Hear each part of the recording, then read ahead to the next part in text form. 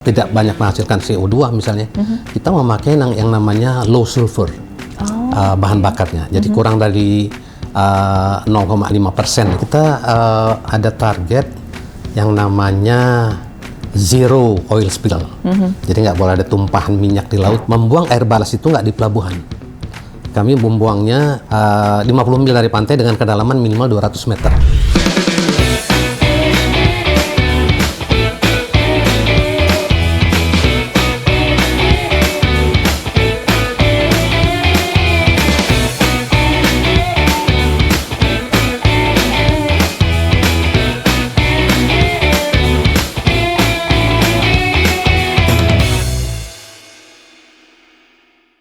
Viewers dan listeners, bersama saya Wanda Dwi Utari di Lighthouse Seawater Network. Ini ada 2.500 penonton, spesial banget episode kali ini. Karena di sini kita akan membahas HUMI adalah perusahaan maritim yang tentunya memiliki banyak sekali komitmen yang nyata untuk masa depan. Salah satunya adalah mengenai lingkungan. Nah, saya akan mengupas tuntas kira-kira komitmennya apa saja nih. Karena temanya adalah ESG, bukan cuma tren, tapi komitmen nyata untuk masa depan. Sudah bergabung bersama saya Bapak Tirta Hidayat. Tepuk tangan. Wah, ini spesial banget karena beliau adalah Direktur Utama PT HUMI yang sejak tahun 2022 ya Pak ya? Ya. Sampai 20 tahun mendatang ya Pak? Lebih kalau bisa. Oh iya deh, lebih kalau bisa. Artinya sangat menyenangkan sekali bekerja di HUMI ya Pak ya? Oh iya, sangat. Oke, Pak Tirta, terima kasih banyak sebelumnya atas waktunya. Sama-sama, di tengah kesibukan yang luar biasa pastinya sudah menyempatkan berbincang di sini untuk memberikan ilmu yang tentunya insya Allah bermanfaat untuk kita semua di sini. Amin. Ya Pak ya. Nah Pak, berbicara soal HUMI yang bergerak di bidang maritim, tentunya kan ini punya banyak sekali komitmen begitu ya untuk masa depan pastinya. Nah, ESG ini kan sebenarnya baru dirancang di November 2024 ya Pak ya, di bidang environment, social, dan governance. Nah, seperti apa sih pentingnya ESG ini Pak? Yang pertama, dirancang memang kami membuat roadmap itu di 2024. Cuman itu sebenarnya udah mendarah daging di kami ya. Itu suatu kebiasaan yang lama. Mungkin juga dipengaruhi karena kita boleh dalam tanda kutip itu belajar perkapalan dari partner kami perusahaan Jepang. Kami sudah berpartner 30 tahun. Wow. Dan mereka tuh komitmennya terhadap macam-macam termasuk lingkungan itu demikian kuat ya. Jadi kita sebenarnya sudah terbiasa melakukan semua, tapi itu kan harus tersertifikasi, terdaftar. Yang kita lakukan tuh hanya sebenarnya mensertifikasi, membuat dokumentasi atas kebiasaan yang kami sudah jalankan lama sebenarnya. Ya. Seperti misalnya kami kan sekarang bukan hanya berpartner dengan Jepang, juga dengan perusahaan Amerika dan dalam waktu dekat dengan perusahaan Dubai dan Jordan. Itu selalu mereka nanya ESG. Saya bilang sudah, karena memang sudah dijalankan. Ya. Yang belum adalah membuatnya menjadi dokumentasi dan kita mulai sejak tahun yang lalu. Oke. Tapi kalau misalnya tadi Pak Tirta sudah menyampaikan bahwa ini sebenarnya sudah diterapkan sejak lama. Sudah lama. Tapi yang membedakan, ada nggak sih Pak? Yang membedakan dengan adanya dokumentasi itu, maka kami bertekad untuk melaksanakannya benar-benar sepenuh hati, sebaik mungkin ya. Karena itu kami menyadari demikian pentingnya. Salah satunya adalah di bidang environmental begitu ya Pak ya.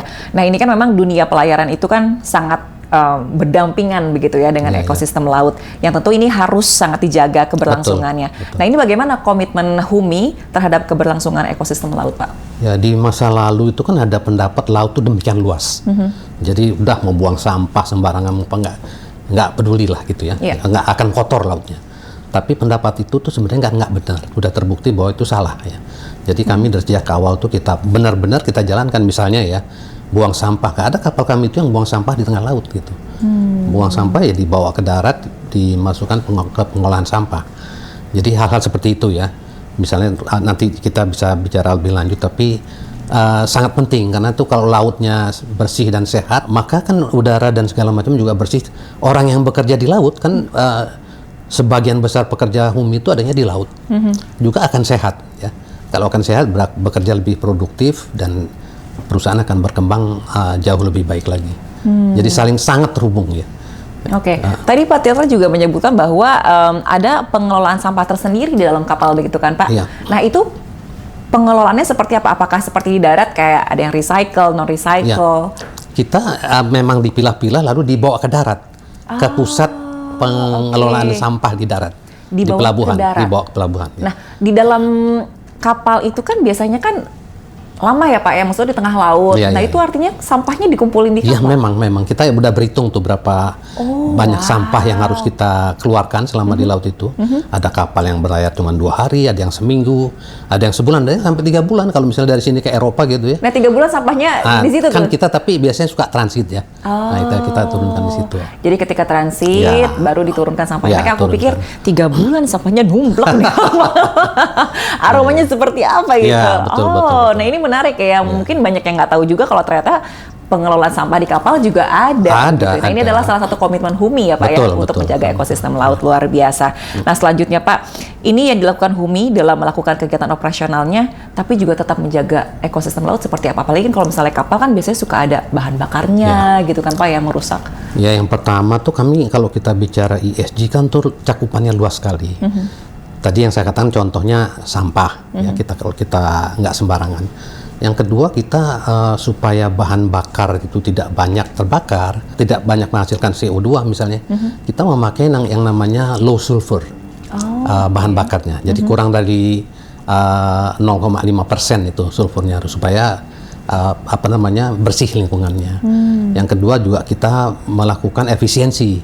Kalau sekarang ada kita bisa memakai peralatan-peralatan yang bisa meningkatkan efisiensi pemakaian bahan bakar. Nah dengan demikian kalau makin sedikit dibakar kan juga residunya berupa apapun juga itu akan makin sedikit. Nah, itu kita lakukan hal seperti itu. Ya di darat sendiri juga kami peduli, misalkan kami sudah mulai menanam namanya mangrove. Kita lakukan penanaman mangrove dan itu akan kita teruskan, akan kita tingkatkan juga jumlahnya. Dan semua anak-anak usaha kami itu ikut serta di dalam gerakan ini. Jadi memang upayanya tidak hanya dilakukan di laut, tapi juga di darat, begitu ya Pak? Kan aktivitas di laut itu juga ditunjang dengan aktivitas di darat. Ya. Jadi memang harus saling terkait satu dengan yang lainnya. Luar biasa, HUMI boleh tepuk tangan semuanya dari sini. Dari 2.500 jadi ada 5.500 penonton Pak. Kita masih akan kulik lebih dalam lagi soal ESG ya Pak ya? Ya. Nah selanjutnya nih Pak Tirta, bagaimana sih HUMI mengintegrasikan prinsip keberlanjutan lingkungan? Ini kan sudah memiliki target emisi karbon atau net zero gitu ya Pak? Ya itu seperti saya katakan tadi, ini harus kita dokumentasikan, membuat dokumen, membuat rencana. Karena kalau nggak terencana juga itu pasti jalannya tidak sebaik yang kita harapkan. Kita ada rencana, ada targetnya. Misalnya kan IMO itu mengatakan di tahun 2050 harus net zero emission. Ya. Jadi itu kita lakukan. Di negara-negara yang lebih maju, bahkan kapal itu udah pakai tenaga matahari, ya, pakai gas, ya. Nah, jadi nggak pakai bahan bakar seperti yang sekarang kita kenal. Kami dalam tahap melakukan percobaan juga, karena untuk pakai tenaga matahari itu, misalnya sekarang di negara maju pun masih kapal-kapal yang sangat kecil, ya, seperti tugboat gitu ya. Kalau yang besar mungkin harus di mix ya. Istilahnya kalau sekarang di kendaraan bermotor tuh kita mengenal istilah hybrid ya. Jadi pakai fuel, pakai bensin. Ada juga elektrik gitu ya. Nah, itu sedang kita coba semua. Karena harapannya di 2050 itu benar-benar kita bisa capai net zero emission itu. Oleh karena itu ya kalau kita mau punya target, kalau nggak dibuat perencanaan ini kan nggak mungkin kita capai ya. Nanti kalau ini kan selain itu perencanaan itu membuat kita ada komitmen kan. Oh tahun ini harus tercapai ini. Misalnya kalau zero emission di 2050, di 2040 berapa sih misalnya gitu kan, ada kan. Karena kalau nggak ujuk-ujuk gitu tiba-tiba kita mencapai nol kan nggak mungkin. Betul. Itulah yang benar-benar kami upayakan. Jadi maksudnya berbisnis tentu penting ya. Artinya profit itu mungkin hal utama. Tapi kami juga nggak mau melupakan keberlangsungan hidup alam ini. Ya. Karena nanti kan kalau saya mengatakan tadi saya nggak mau HUMI hanya berbisnis 20 tahun, mungkin 100 tahun, 200 tahun itu kan udah pasti bukan saya kan. Mungkin anak cucu kita nanti yang meneruskan, tapi anak cucu kita ini bisa bekerja dengan baik kalau lingkungannya baik kita pelihara. Kalau mereka tiba-tiba berbisnis di bidang kemaritiman udah rusak semua alamnya, susah buat mereka. Nah Pak, ini kan isu tentang pencemaran laut juga kan cukup marak ya Pak ya, seperti limbah kapal atau ini tumpahan bahan bakar begitu ya. Nah ini bagaimana HUMI menanggapinya? Ya misalnya kan kita ada target yang namanya zero oil spill, jadi nggak boleh ada tumpahan minyak di laut, apakah dari proses mesin kapalnya sendiri, apalagi sampai bocor.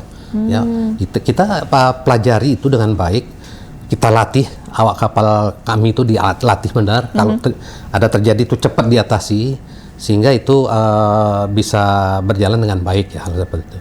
Yang kedua juga misalnya tuh kita mengenal namanya air balas. Nah ini terkenal sekali masalah ini. Air balas itu sebenarnya fungsinya untuk membuat kapal seimbang, membuat kapal bergerak dengan mudah ya di laut itu nanti, menghadapi gelombang dan sebagainya. Nah, air balas itu di masa lalu ada kapal-kapal yang memakai air tawar. Ya.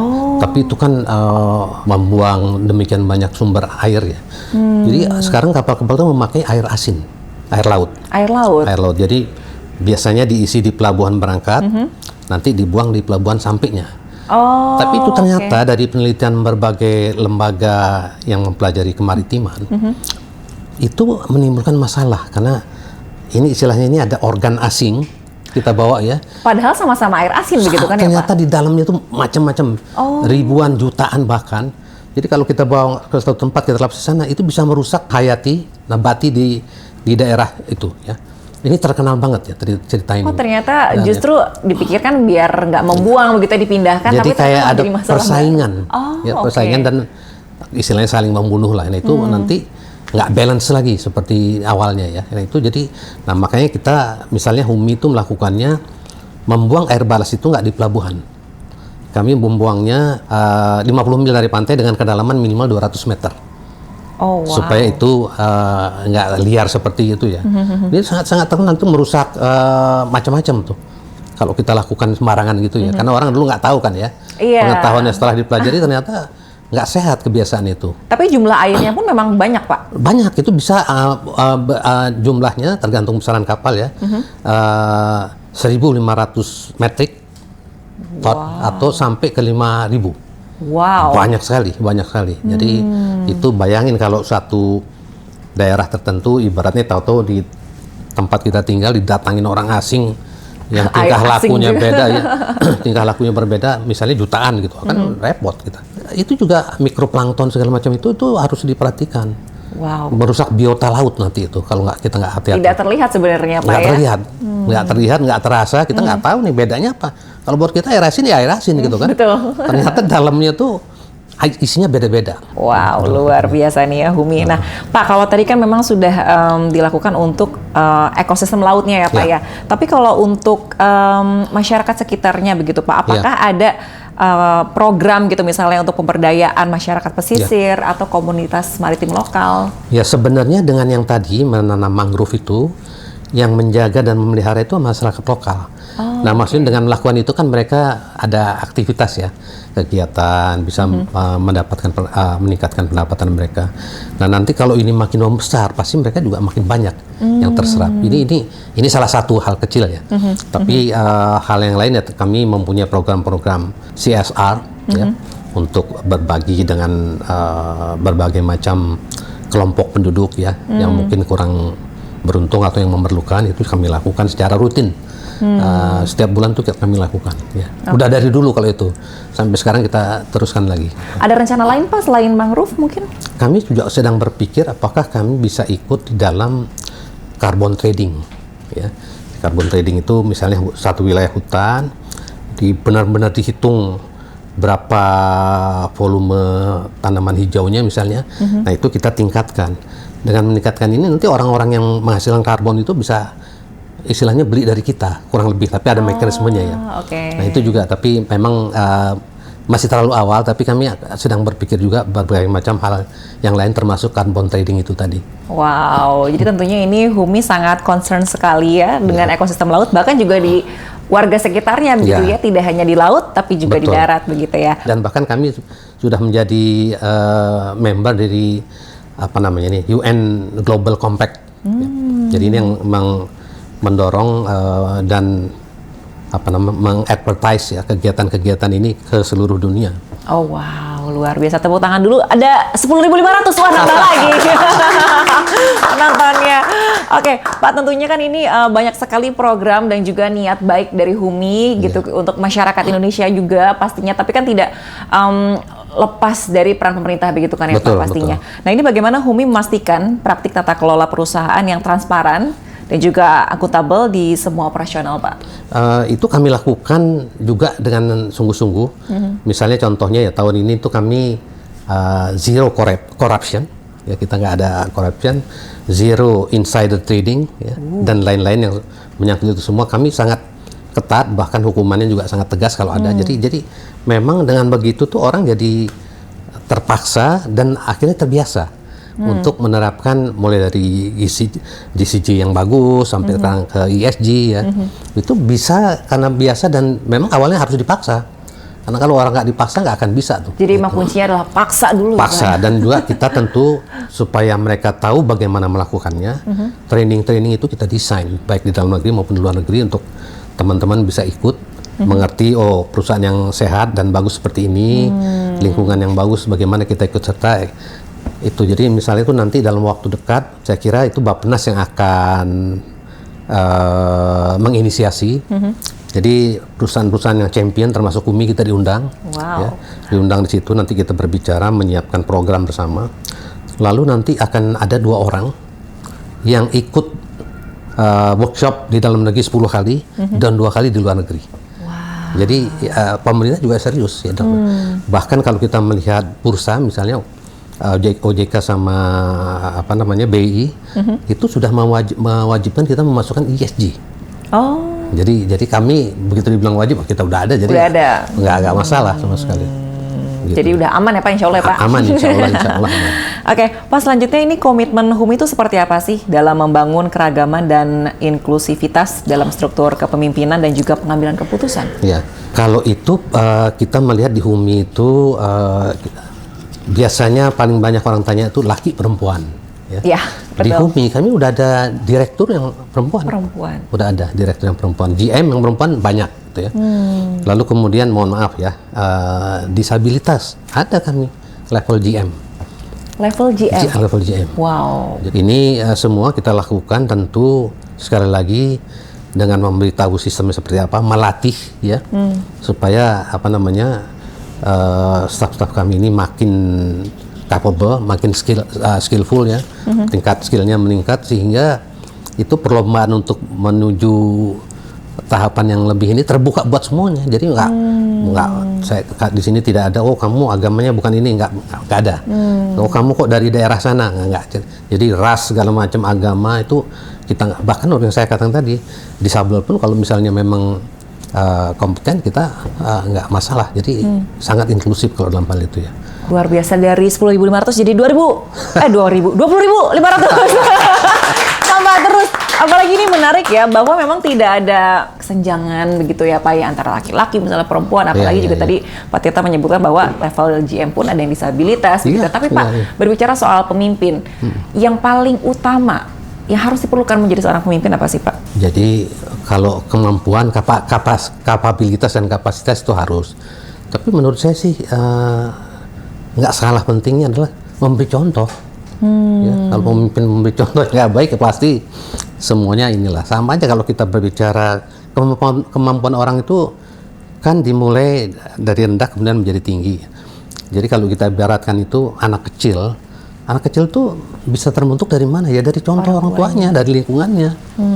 Kalau orang misalnya maaf ya, ada keluarga yang suka anaknya dipukulin misalnya itu, pasti itu anak nanti besarnya mukulin orang. Ya, jadi kalau anaknya santun, dia santun. Ya, misalnya kalau kita mengajarkan, ini memang pembantu, tapi udah kayak keluarga kita loh, harus baik. Bisa dia berbaik-baik dengan pembantu, karena pembantu kan juga harkatnya sama aja dengan kita kan. Nah ini di perusahaan juga begitu. Kalau kita maaf ya, ada yang suka ngambil-ngambil gitu ya, pimpinan ya, pasti bawahnya juga ikut ngambil-ngambil. Tapi kalau yang atasnya menunjukkan kita belajar terus, kerja terus sambil berdoa misalnya, itu pasti akan ngikutin semua. Ini insight yang bagus ya, simple tapi ngena gitu Pak. Untuk menjadi seorang pemimpin yang baik ya harus menjadi contoh yang baik. Contoh yang baik. Berbicara soal ESG, Environment, Social, and Governance begitu ya Pak ya, saya ingin bertanya sedikit mengenai di bidang sosialnya. Nah ini bagaimana sih perusahaan mengintegrasi prinsip sosial ESG dalam operasionalnya Pak? Kalau kita punya, nggak tahu saya, 10 prioritas gitu ya, saya mengatakan 1 SDM, 2 SDM, 3 SDM. Artinya apa? Orang tuh harus selalu belajar ya. Sehingga saya pendorong semua teman-teman karyawannya semua tiap hari belajar. Kalau saya mengatakan belajar itu tidak berarti harus duduk di bangku universitas, kan? Zaman sekarang tuh luas. Sehari-hari yang paling sederhana saya mengatakan apa? Misalnya kita melihat YouTube, ya, katakanlah sehari 5 jam, nonton film, dengerin musik dan macam-macam lah, gosip segala macam. Gosip masuk ya Pak? Bisa nggak sih 1 jam itu, ya, dari 5 jam itu atau 20% saja dipakai untuk belajar sesuatu yang baru. Apa aja mau belajar? Mau belajar bahasa bisa. Oh saya udah pintar bahasa Inggris, udah pintar. Saya mau belajar bahasa Jerman misalkan ya. Ada sekarang kan di YouTube itu. Bisa kita pelajari. Mau belajar apa? Ada yang mau belajar agama, silahkan ada gitu ya. Mau belajar, saya ternyata kapal itu sekarang dioperasikan dengan cara yang berbeda. Itu kita bisa lihat. Jadi itu belajar. Nah tapi itu saya nggak mengatakan itu aja. Saya minta kepada semua unit usaha. Di masa yang lalu tuh Humi Group memberikan beasiswa, baik untuk degree program maupun non degree program. Saya mau itu dibuka lagi. Jadi teman-teman itu belajar. Kenapa saya mengatakan itu? Prinsipnya sederhana aja. Kalau SDM ini kualitasnya meningkat, perusahaan akan kinerjanya pasti akan meningkat. Ya. Jadi secara sosial tuh saya ingin teman-teman melakukan itu, gitu ya. Dan juga jangan malu bertanya kepada teman-teman. Oh dia kok pintar melakukan ini, saya nggak bisa nih tanya. Nah jadi itu makin integrated, makin terintegrasi, koordinasinya makin bagus, pengetahuan tuh di share. Ya, jadi dengan demikian juga nanti dengan demikian harapannya bisa tumbuh bersama, lalu jenjang gap itu di antara mereka juga makin kecil. Jadi secara sosial kita tumbuh kembang bersama. Menarik nih, ini 3 poinnya, nomor 1 SDM, 2 SDM, 3 SDM. Karena kalau SDM-nya baik juga akan berdampak baik juga pada perusahaan, begitu ya? Pasti. Wow, luar biasa. Ini ilmunya daging banget sih Pak. Bukan hanya untuk yang pemirsa yang menyaksikan, tapi juga buat aku pribadi kayak, ternyata begitu ya. Banyak sekali informasi menarik yang baru aku ketahui karena memang kita harus selalu belajar setiap hari ya Pak ya. Nah, sekarang ini kita masuk ke segmen yang pertanyaannya, wah susah banget Pak. Bapak tuh nggak punya waktu buat jawab deh pokoknya. Ada 2.235 pertanyaan, banyak banget ini. Langsung jawab cepat ya Pak ya. Siap Pak? Siap. Tarik nafas, tahan. Oke, kita masuk ke pertanyaan pertama. Mana yang lebih menantang bagi Humi saat menerapkan ESG? Teknologi ramah lingkungan yang mahal atau mengubah pola pikir budaya kerja? Pola pikir, Tang. Kenapa pola pikir?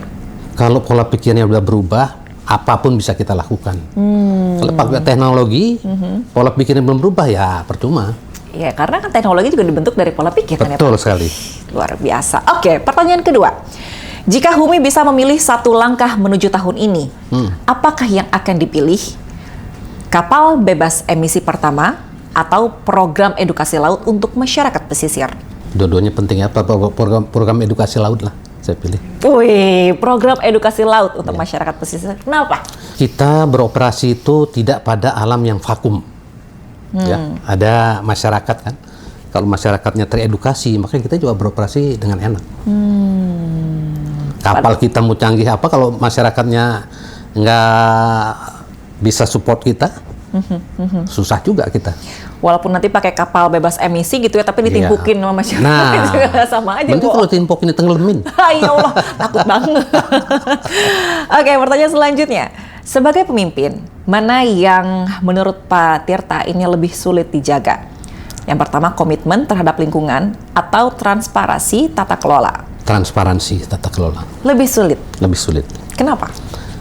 Ini kan biasanya menyangkut sejarah lama. Kita belum terbiasa dengan menerapkan GCG yang baik, apalagi ESG ya. Nah itu kadang-kadang masih ada yang disembunyi-sembunyikan.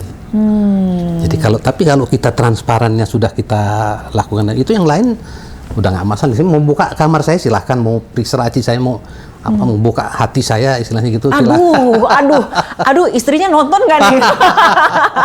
Buka hati apa itu maksudnya langsung? Gitu. Jadi nggak ada, maksudnya buka hati itu nggak ada wanita lain, cuma kamu seorang. Wih, langsung katanya, Bapak I love you, kata istrinya, saya cuma mewakili aja. Oh, jadi transparansi tata kelola ya? Transparansi. Lebih sulit. Oke, pertanyaan selanjutnya, dalam menangani emisi karbon, pendekatan mana yang lebih prioritas? Mengurangi emisi langsung di rantai produksi atau mengurangi karbon offset lewat proyek lingkungan? Saya kira itu yang paling susah adalah di pertama itu ya. Emisi langsung di rantai produksi. Karena kalau itu kita bisa lakukan, itu sebenarnya PR-nya udah selesai setengah.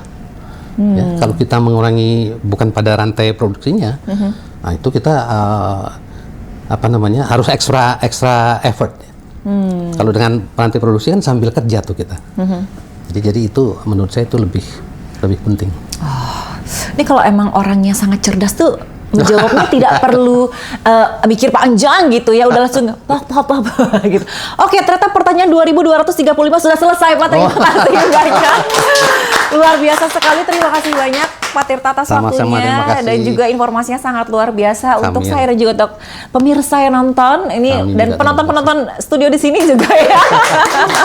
Terima kasih Pak Tirta, sehat selalu, sukses selalu dan semoga bisa menjadi pemimpin yang sangat baik dan juga sangat menginspirasi untuk banyak orang. Sehat-sehat ya Pak. Nanti kapan-kapan kita golf dan pedal bareng ya Pak. Sampai jumpa.